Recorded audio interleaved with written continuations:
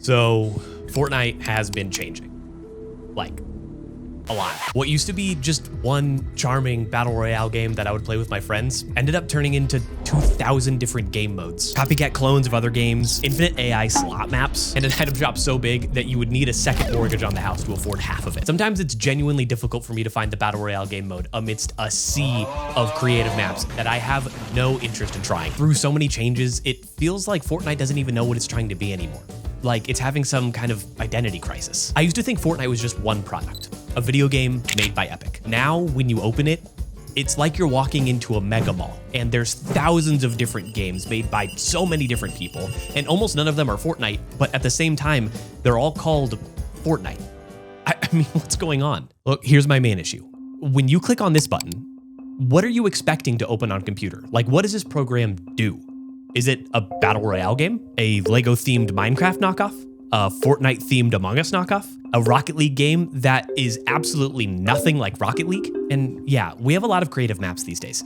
But even the core battle royale game mode has just changed so much since its release. I mean, we're almost 10 years out from its original conception. And in that time, I mean, not only have the core mechanics of the game changed, but the culture and the things that you expect out of it have changed too. When a video game changes this much, we're forced to ask a specific question. How much change can something undergo and still be the original thing? I've heard this a lot in the comment section of my recent videos. People are saying that this isn't even Fortnite anymore, or Fortnite is dying. But I think that kind of sentiment begs a different question. Because if this isn't Fortnite, then what is Fortnite? To answer that and better explain the problem that I'm trying to solve in this video, we're going to time travel back to the year 100 AD and look at a question that philosophers have been asking for thousands of years called the Ship of Theseus.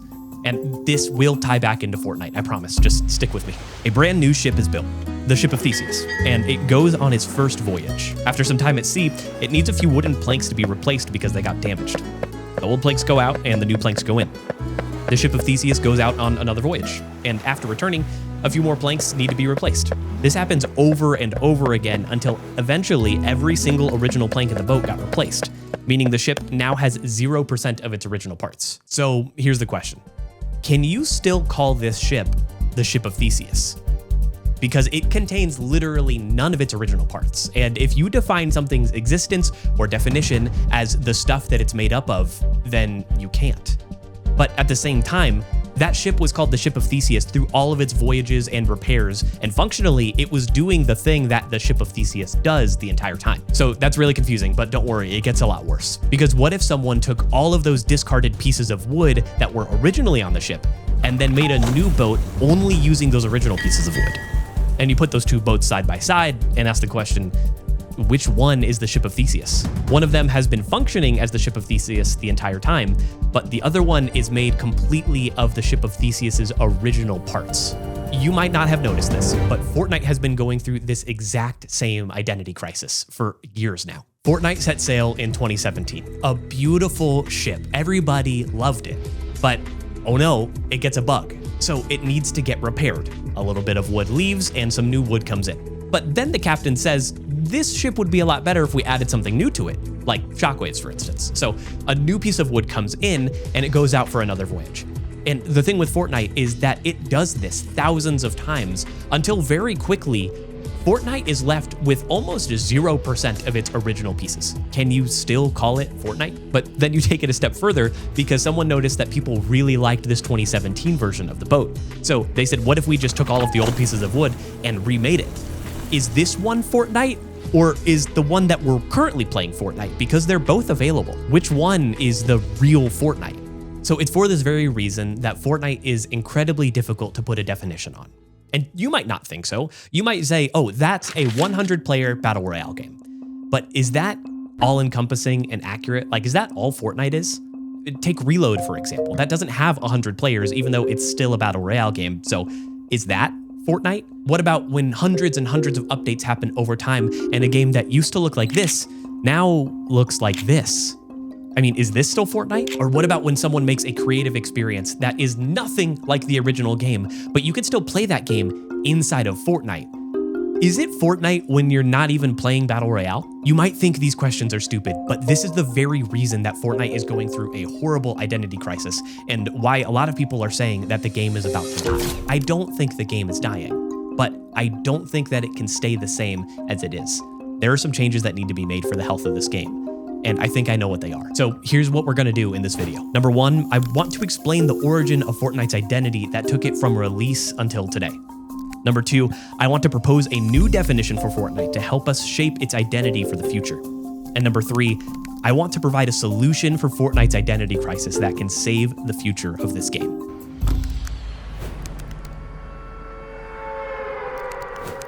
Okay, so a lot of people, when you think of Fortnite and maybe try to define it, are probably thinking of something like this. 2017, a global sensation. Ninja, trap towers, bush camping, 1x1s. Everyone's trying to get their first victory royale. Everybody is playing the game, and this is all over your Snapchat stories. This is what Fortnite was. It's where it all started and the way Epic intended for it to be. But that's not true. This isn't even the original Fortnite. Look, if you want to talk about the definition of Fortnite, the very first thing, the way Epic intended for it to be, then you're gonna have to talk about Save the World. You see, Fortnite was Save the World before it was Battle Royale. This was the original idea from Epic, and this is what Fortnite was meant to be. If you want to give a definition for anything that Fortnite should be, I mean, this is it. A zombie horde rush tower defense game where you build your own base to keep the zombies out. That's why building exists. It's not for PvP, it's actually for PvE. I don't think when Epic made the building mechanic that they ever would have dreamed that someone would eventually get quad edit full piece 200 pumped. Like, that wasn't even on their radar. So look, if anybody has the right to get mad about the way that Fortnite is changing or to say that Fortnite isn't Fortnite anymore, it's these guys who got on Save the World super early. So when we ask for a definition of Fortnite, why isn't Save the World the thing that comes to mind? Well, it's because nobody was playing it. So Epic needed to pivot. You see, at the same time of Save the World's release, there were other Battle Royale games that were blowing up, specifically PUBG. And PUBG had a huge moment in 2017. It became Steam's #1 most played game overnight, and it had a peak player count of over 3 million people online at the same time. And at the time, that was groundbreaking. Fortnite saw all of PUBG's success, and they had an idea. What if we had a Battle Royale game mode of our own? Take what's really great about PUBG, remix it, and put it out under our own name. So that's exactly what they did. They pivoted. So they took all of their existing mechanics, the building, shooting, movement, editing, storm, and they packaged it all into a new Battle Royale game. They went from concept to beta in just 2 months. So after some testing and tweaking, Fortnite Battle Royale was released into the world in September of 2017. By the end of its first 2 weeks, over 10 million people logged on to try the change to Fortnite, and everyone loved it. So this highlights something really important that I don't want you to miss. Fortnite Battle Royale was not Epic's original idea. It was a pivot from something that wasn't working. And that pivot wasn't even their own original concept. It was stolen from another game that was popular at the time. You might call this type of imitation stealing. And I think it is, but the issue is that imitation is kind of the greatest form of flattery. I mean, Pablo Picasso said it best. Good artists copy, great artists steal. And like it or not, stealing is something that Fortnite does really well. And nobody thinks of Fortnite as a PUBG knockoff anymore. PUBG kind of stands in the shadow of Fortnite just because Fortnite did it better. This Fortnite came around as the result of change.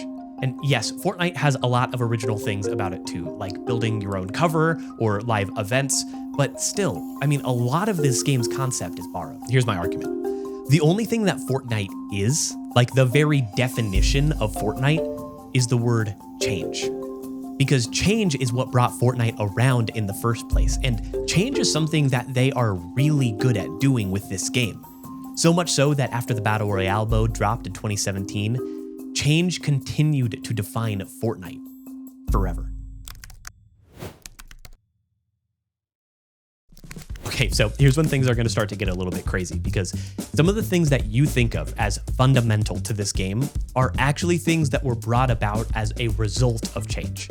Okay, so here's just a couple things that were added to Fortnite that weren't there originally. The Boogie Bomb, the Launch Pad, pumpkin launchers during Halloween, the Chug Jug, impulse grenades, turbo building, and minis. Yeah, dude, minis were a thing that weren't originally in the game and they were added as a result of an update.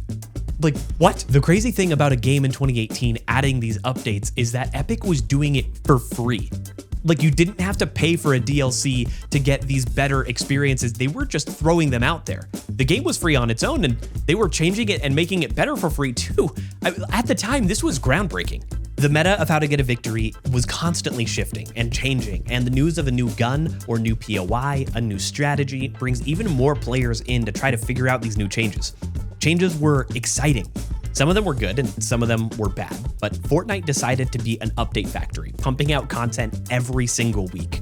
Some were bangers, some updates got removed a week after release, and some have people still begging for Fortnite to bring them back. Through all of the good and all of the bad, changes were really good for this game, and the numbers started to show it. By August 2018, Season 3 had come out, and 78 million people had logged on to try the changes that Fortnite was making to the game. And this made it one of the biggest games in the world by a pretty wide margin. And it wasn't only core gameplay updates, but they actually started changing the game itself. They started adding new modes, new LTMs, even live events. At its peak in 2020, a gaming record was broken that still stands today. Over 15 million concurrent players during the Galactus event. Events weren't originally a part of Fortnite upon release. Events were brought in as a result of change. And it was a really popular one because nobody had ever seen something like this before. Changes were constant in this era. Every single change brought on new players, and the numbers showed that people loved it. After so much change, a lot of people started to look back and wonder, how much change can this game sustain before it's not even Fortnite anymore? But Epic decided not to look back.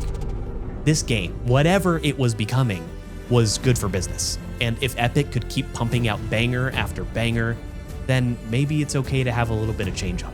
Epic executives were running high on this success, but they're a business. So they were forced to ask the question, what can we do to take this level of success and bring it to the next level? Okay, so here's what I think Epic did here. They know that change is good for the game, and new modes bring in new players, but they're only one company. They could only produce so many things in 1 year. What if they outsourced the changes to the players? I mean, the players know what they want to play, and they want to support the players. So what if you were able to change Fortnite and make it what you want it to be? Change the game to what you wanted to play. And that was the birthplace of creative. Unfortunately, a lot of people think that this is when Fortnite begins to die, but I actually disagree. Because I think creative has a good side and a bad side. On the good side of creative is something like The Block. Epic wanted the Fortnite community to literally shape what the game is and change it themselves. If you make something in creative, it had a chance of being put into the map. And another thing is people started making actually really good games. What started out as every single content creator trying to finish the Scissors Death Run turned into casual modes, competitive trading, a Mr. Beast tournament, and a game made by players for players. I honestly really love creative, and I've had so much fun on different maps. Duo escape rooms, pillars. I used it as a training ground around all of my Fortnite aim and mechs. None of these things detracted from the game. It actually enhanced it. So I think change is good, and creative brought good and natural change progression into the game. But what I don't think is good is what happened next, because creative has a dark side. You see, the Fortnite boat was on course toward this direction. Make the best battle royale game in the world. For a long time, they were doing that, and they did a great job at it. That's what made it such a great game, and these experiences actually supported that mission. So with all of its success, Epic decides to reroute Fortnite. And this is the time when it, here's the magic word, changes again. But this time it's not for the better, because Fortnite is no longer a video game. Fortnite is a platform, and Epic decided to jump headfirst into the metaverse. Metaverse. Thank you very much for your time. So it's at this point that I think a crucial question needs to be answered. What's a win for Fortnite players versus what is a win for a $32 billion company? For the player base, it's just like I said, the best battle royale game in the world. But for this company, it's money. A new restaurant called The Metaverse. First of all, congratulations, Mr. Krabs. Hello, I like money. What inspired you to build a second Krusty Krab right next door to the original? Money. I think this Metaverse thing was really smart, but in hindsight was executed poorly.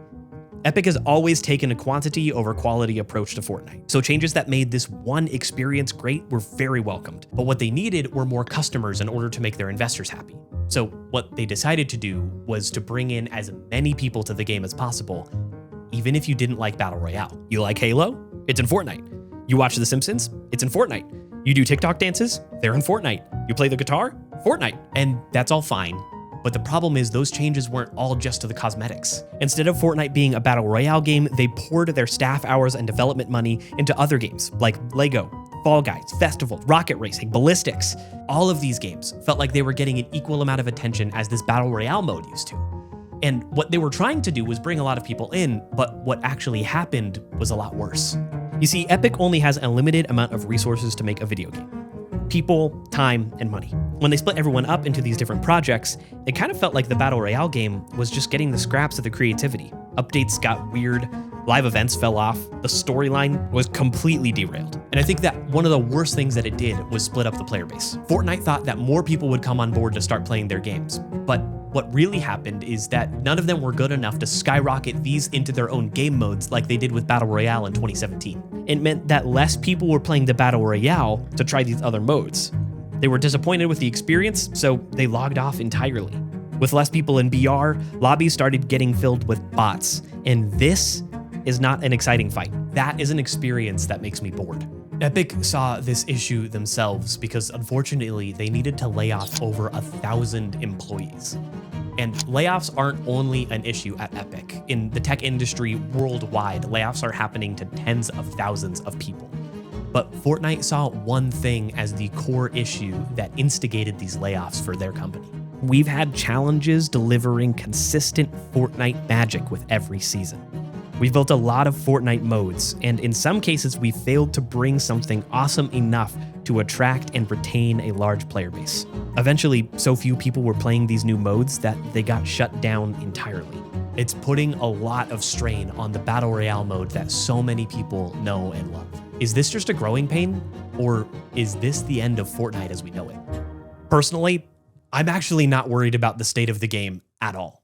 I cannot count the amount of times that people made videos about Fortnite dying. Like every creator has said it, and it never has. And do you know the thing that has prevented Fortnite from dying over and over again through all of these years? It's change. Updates. So here's my solution on what I think Fortnite can do to fix the game and where it is right now. Epic, you need to focus on this. Make the best Battle Royale game in the world. I mean, this is what caused your game to blow up in 2017. This is what has caused numbers to rise over the years, and it's what's going to continue to create a successful game for your company forever. Yeah, some of the Metaverse stuff is pretty cool, I guess, but that's not what you do best. What you do best is this amazing Battle Royale mode. So just focus all of your creative energy back onto that. Change it up, add something fun to the loot pool again. Create a storyline that actually makes sense, spend time making the best map ever, and focus all those changes on the things that made this great all those years ago. Let's not make changes just because you're seeing dollar signs, or making changes just because that's what you do. Make those changes that bring hype to the best video game in the world, Fortnite Battle Royale. So to you viewers, when you see a new update drop or a gameplay change, I don't think it means that Fortnite is dying.